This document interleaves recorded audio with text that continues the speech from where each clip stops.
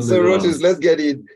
We've got a lot of figures to crunch this morning, and so we need time for that. So let's get into it. We understand that, and the Nigerian Extractive Industry Transparency Initiative, NEITI, has released its solid mineral audit for Nigeria, which covers the mining activities from January 1st to December 31st, 2021, titled Impact Built on Blocking Leakages to Grow Revenue. Rotus, this is your forte, so let's get into it. Yeah, it's just a very comprehensive. I'm still reading it. This thing is like, how many pages is this report? It's like 100 pages. I'm still going through 127 pages. So I've been going through it since yesterday. I just managed to grab some data from the reports. But in light of how important solid minerals are to us, Omas, I thought it was very important to talk about this report, because I really appreciate it when organizations take the time to dig into a sector and give you as much information as there is in that sector, so you can know what's happening, what the challenges are, and so on and so forth. So, I mean, we can't get through everything, obviously, but I mean, just some highlights. As my own is money. How much is this sector? How much money are you bringing to us? You know. So as far as royalty payments, or rather the operators in the sector. So they said they're about, in 2021, there were about 1,214 operators that they were able to capture. Out of those 1,214, 914 paid royalties. So that's about 75% of all of them. But then only 121 of the operators out of that 914 met materiality thresholds, so operational standards and so on and so forth. So that's only 13%. And then that same 13% was responsible for 92% of royalty payments, meaning that a small minority was carrying the load. So right there, you need to have more oversight.